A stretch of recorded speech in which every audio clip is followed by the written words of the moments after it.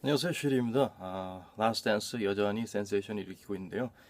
이제 급하게 만든 거잖아요. 이게 NBA 시즌이 거의 취소되거나 정지되면서 마이클 조던이랑 같은 팀이 그 다큐멘터리 팀이 급하게 작업해서 빨리 서둘러서 일찍 낸 건데 조금 그런 게 없잖아 있는 것 같아요. 이게 있을 내용이 아닌데 그 당시 시사성, 그 당시 이슈가 됐었기 때문에 이거를 넣으면 뭔가 조금 더 관심을 받을 것 같다는 느낌으로 넣은 것 같아요. 코비에 대한 추모가 나오고 그리고 코비에 대한 이야기가 살짝 나오는데요. 5편에서는. 근데 되게 간단하고 간결하고 살짝 넘어가요. 마치 그렇게 큰 일이 아니었던 것처럼, 큰 인물이 아니었던 것처럼 좀 그런 느낌이 들어요. 만약에 코비가 돌아가지 않았다면 이걸 넣었을까라는 의문이 좀 들긴 하고요. 5편에서는 이제 신발 이야기를 좀 하는 것 같다가 또 그렇게 깊이 들어가지 않아서 좀 아쉬웠고요. 새로운 게 좀 없었던 것 같아요. 새로운 거는 되게 작은 몇 가지 있는데 우선 뻔하지만 거기서 다루는 중에 굵직한 얘기부터 해볼게요. 나이키에 대해서 이야기를 하는데 나이키가 시작했을 땐 블루 리본 스포츠였는데 그 얘기도 여기서는 안 나와요. 여기서 그냥 나이키가 있었고 조던은 아디다스를 더 좋아했고 자기가 좋아하는 선수들이 아디다스 신어서 아디다스 신고 싶었지만 엄마가 저 사람들 꼭 만나보라고 해가지고 만나봤다고 하는데 제가 알기로는 그리고 데이비드 포크라는 조던의 매니저가 뭐 되게 큰 역할을 한 것처럼 얘기를 하는데 제가 알기로는 데이비드 포크보다는 소니 바카로라고 이 스니커 업계랑 스포츠계랑 그리고 아마추어 선수들 사이에서 약간 징검다리 역할을 하는 농구 마니 아저씨가 있는데 이 아저씨가 되게 큰 역할을 한 걸로 알고 있는데 그 얘기가 좀 안 나와서 좀 의외였고요. 아마도 이 다큐멘터리를 만들면서 조던 브랜드랑 조던이랑 나이키랑 이런 밀접한 관계가 있으니까 소니 바카로라는 사람은 워낙에 영향력이 세서 약간 나이키한테 좀 배신을 당해서 나중에 아디다스를 도와줘서 아디다스가 어마어마한 배우들이 어마어마한 선수들을 빨리 잡을 수 있었죠. 코비 브라이언트, 트레이시 맥그레이디, 나이키로 분명히 쉽게 갈 수 있었는데 소니 바카로라는 분 덕분에 아디다스로 갔습니다.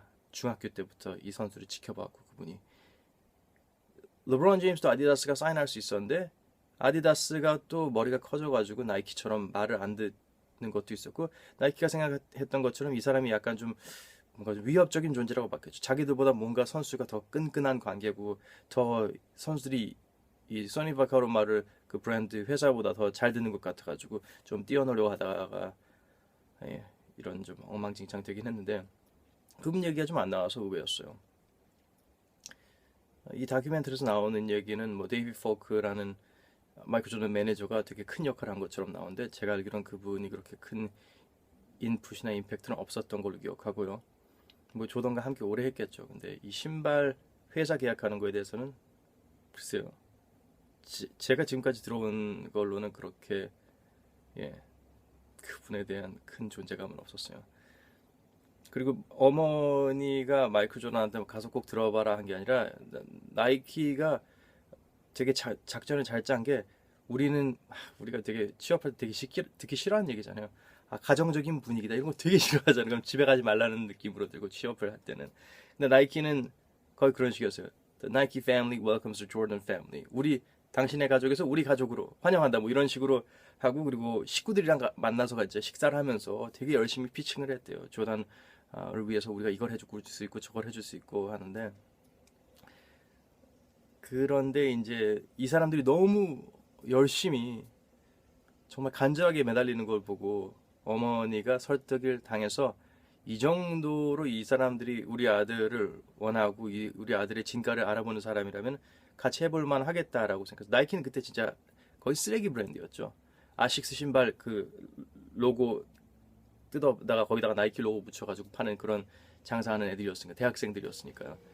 그래서 조단은 그 허둥지둥 막 피칭하는 그런 것도 별로 마음에 안 들었고 머릿속은 뭐 아디다스 갈 생각만 하고 있었는데 당시에 아디다스는 테니스 선수들을 많이 잡았었어요. 당시에는 브랜드를 캐리하는 브랜드를 이끌 수 있는 파워가 있는 선수들은 뭔가 팀 스포츠보다는 개인 스포츠의 스타여야지 된다고 생각했기 때문에 뭐 테니스 선수가 메인이었다고 하네요. 스탠 스미스라는 아디다스 단화 많이 보시잖아요. 그게 거의 초창기 성공적인 스타 선수 브랜드라고 보면 돼요. 에어 조단 전에 에어 조단이라고 보면 되는 거죠.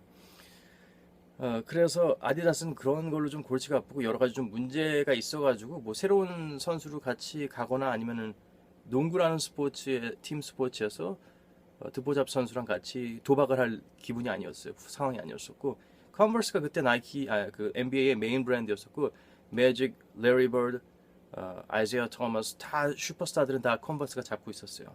컨버스를 신었고 근데 컨버스도 시그니처를 만들어주지 않았어요. 그해 컨버스 웨폰 신발 나오면은 웨폰이라는 신발을 그 선수들이 다 다른 색상으로 신은 거죠. 자기 팀 색상으로.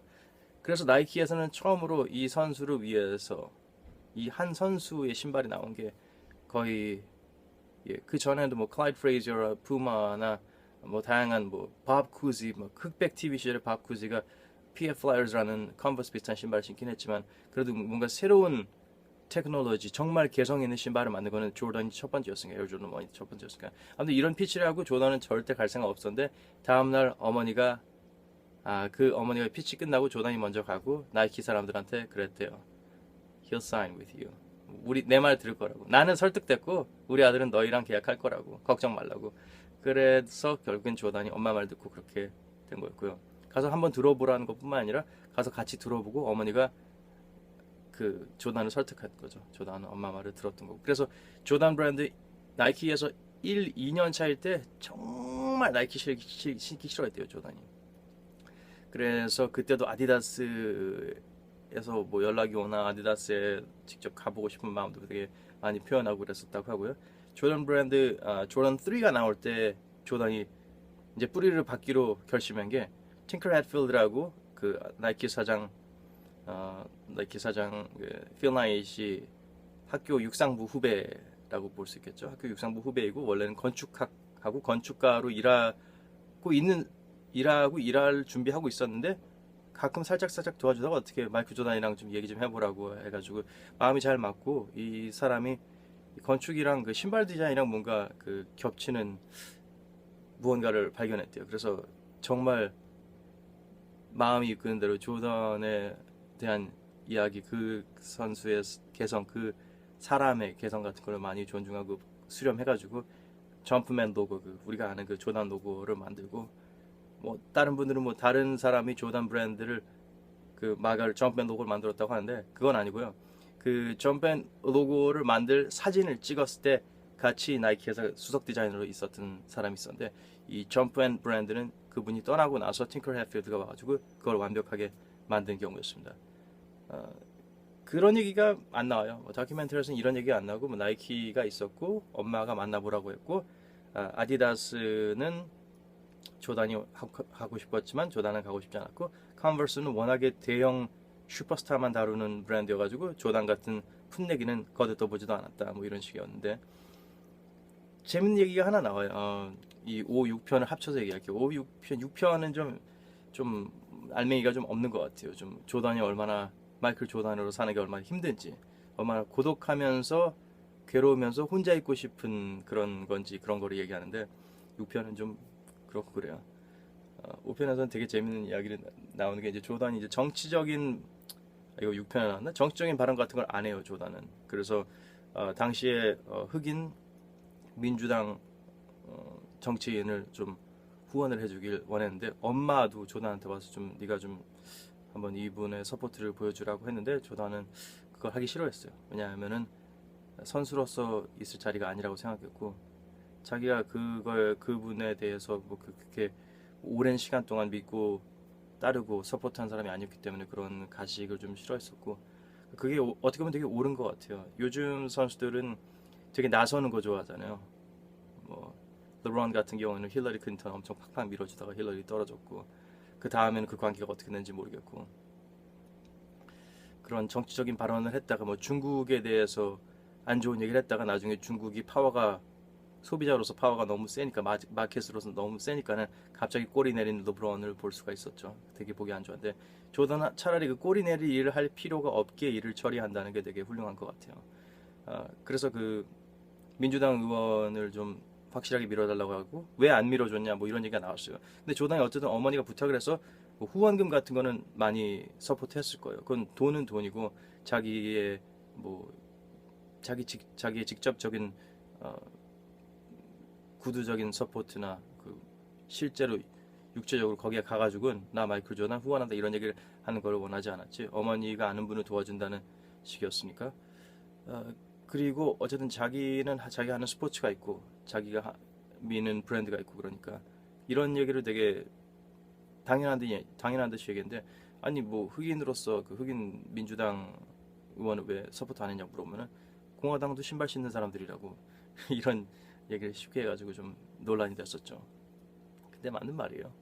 어, 코비 브라이언트가 살짝 나오는데 코비 브라이언트랑 인터뷰한 거에서 코비 브라이언트가 진짜 마이클 조던을 얼마나 존경하고 앞으로도 평생 존경했을 건지를 보여주는데 마이클 조던이 거의 새로운 신빙 오면은 정말 무시하고 괴롭히고 그러는데 코비는 정말 가서 진짜 항상 그 조던 보자마자 하는 말이 1대1 한판 하자고 그런 식이어가지고 그 조던이 그런 그 자기 자신의 모습을 보는 것 같아서 되게 좋아했다고 하네요.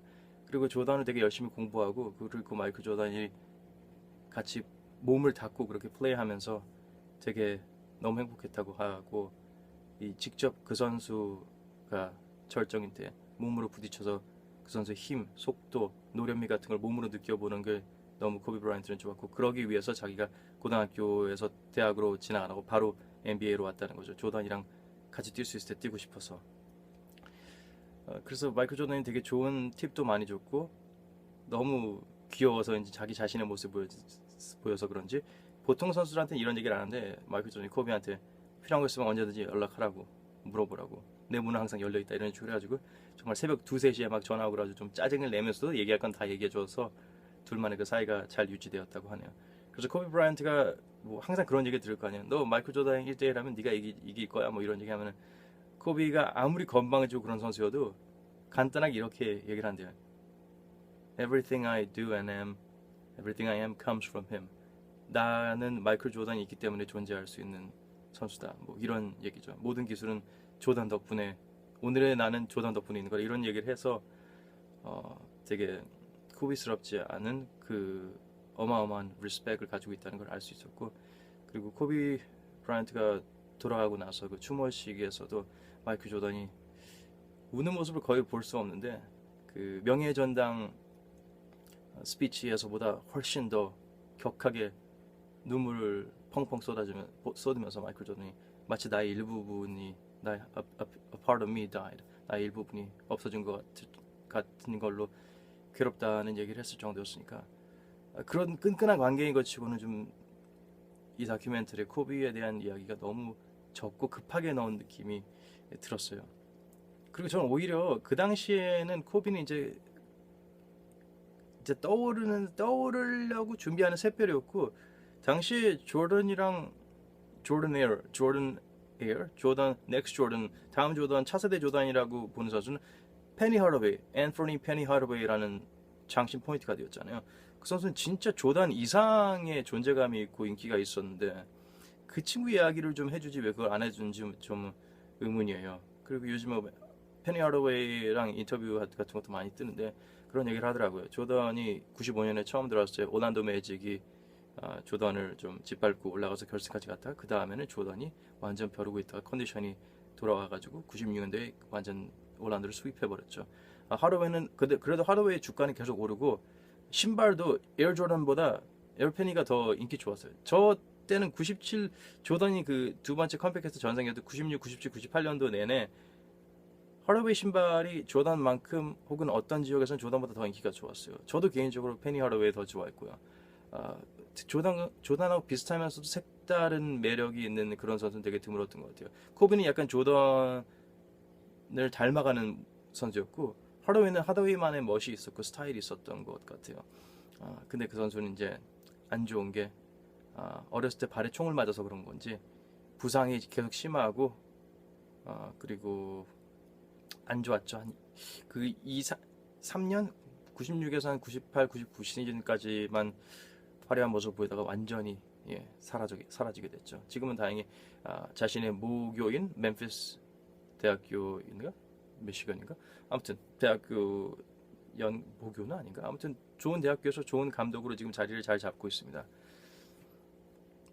그리고 쿠코치에 대한 이야기 나오는데 드림팀 이야기도 나니까 드림팀 이야기하면서 이제 마이클 조던이 또 아이지아 토마스 얘기를 하기 싫어요. 마이클 조던이 아이지아 토마스 오면 난 안 뛴다 뭐 이런 소문이 있었거든요. 왜냐하면 NBA랑 그리고 IOC에서는 먼저 마이클 조던한테 물어봤대요. 너 드림팀 만들면 뛸 수 있냐고. 그럼 넌 누구랑 뛰고 싶니? 그러면 뭐 마이클 조던이 제일 먼저 했을 게 아이지아 토마스는 뛰고 싶지 않다고 이렇게 얘기했을 거라고 하는데 조던은 그런 얘기를 한 적이 없었다고 하고 이번 인터뷰에서도 그런 얘기를 했었고 그리고 심지어 이런 얘기까지 해요. 걔는 정말 싫어하지만 선수로서는 정말 존중한다고. 매직 존슨 다음으로 최고의 포인트 가드라고 역사상 그 정도로 리스펙트 했고 그리고 나뿐만이 아니라 전체적인 분위기를 봐서는 토마스랑 사이가 별로 좋지 않은 선수들이 좀 있었다고.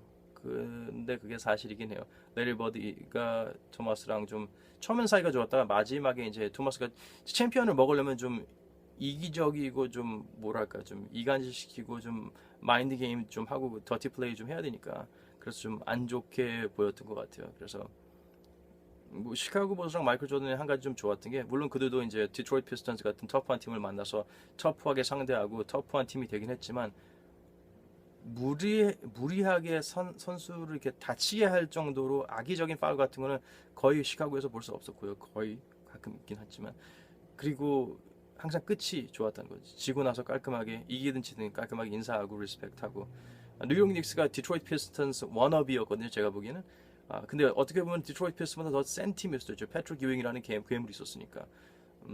근데 뉴욕 닉스가 브루스랑 조던은 넘을 수가 없었죠. 왜냐하면 브루스랑 조던은 이미 오리지널 배드 보이스 피스턴스를 경험하고 극복하고 그만큼 더 세지고 노련하고 강력한 조던과 불즈였으니까요.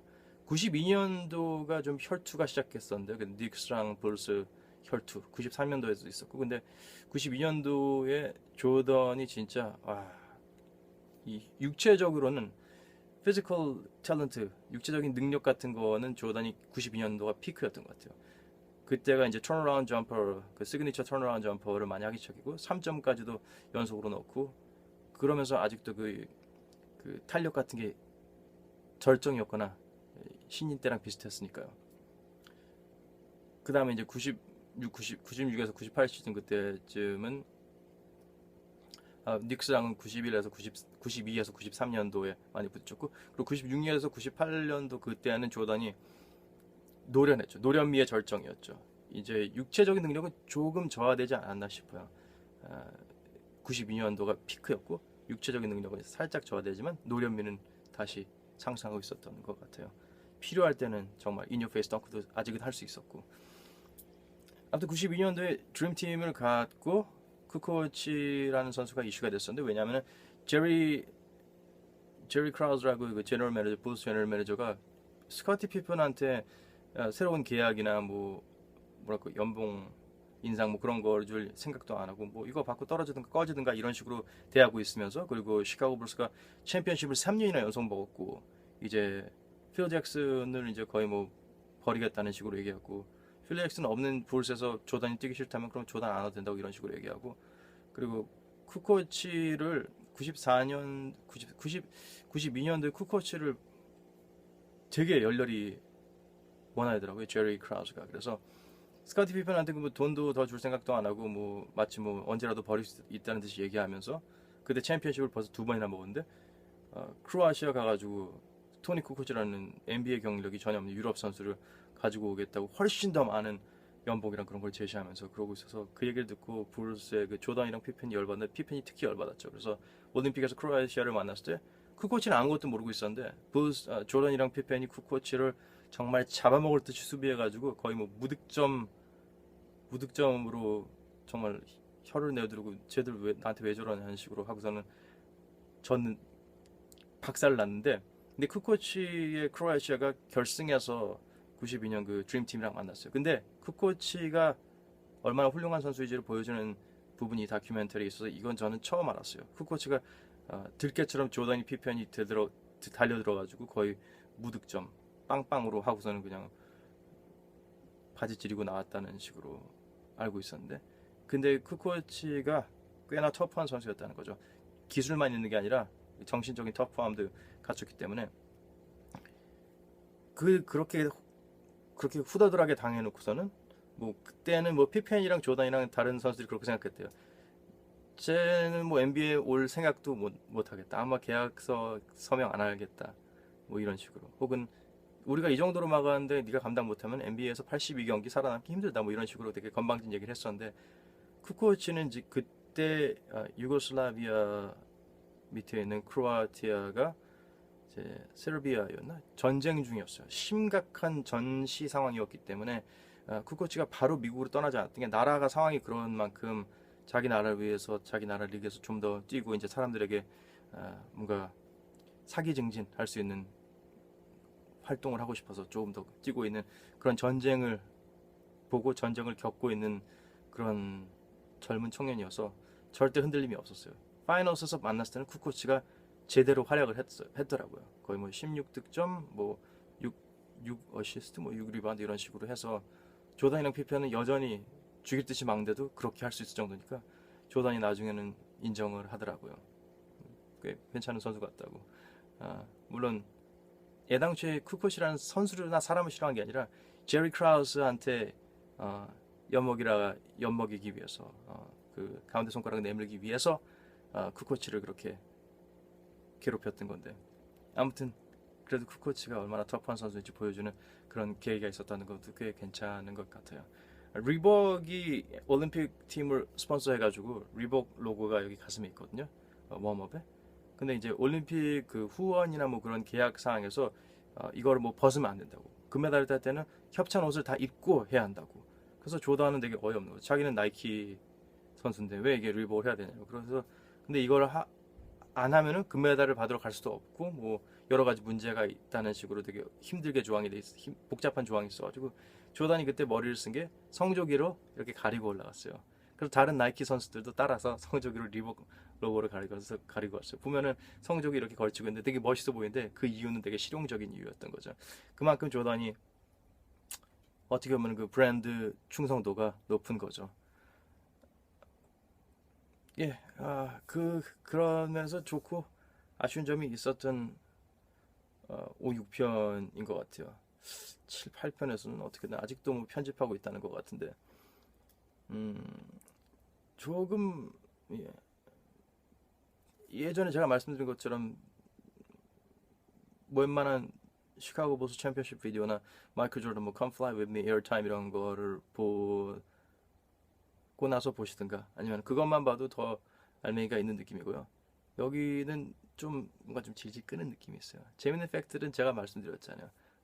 나이키, 아디다스, 공화당 신발, 코비 살짝, 그리고 드림팀, 쿠코치, 리복 로고 가리기.